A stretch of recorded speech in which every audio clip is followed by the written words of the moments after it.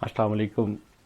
अल्लाह ताला कुरान पाक में फरमाता है कि कुल्लु नफ्सिन ज़ायक़ातुल मौत, हर एक को मौत का जायका चखना है। Everyone has to taste the death और it is destined, it is written, it is decreed.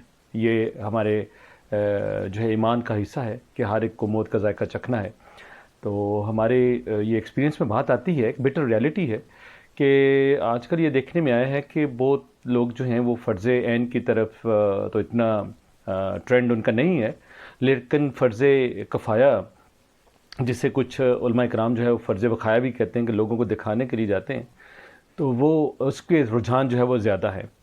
और उससे बढ़कर एक और रियलिटी वो ये है कि लोग तदफीन वाले घर जाके तो वहाँ बैठ के स्मोकिंग करते हैं, कुछ सिगरेट पीते हैं, कुछ हुक्का जो है वो पीते हैं, दुनियादारी की बातें भी कर रहे होते हैं।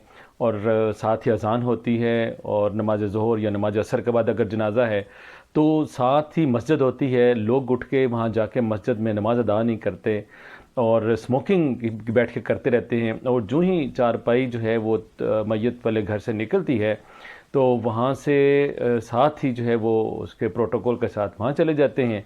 और इस मकरू जो आदत है जो स्मोकिंग की, तो इसके साथ ही बग़ैर वज़ू किए या बग़ैर कुल्ली किए चले जाते हैं और जाकर जनाजा जो है वो अटेंड करते हैं।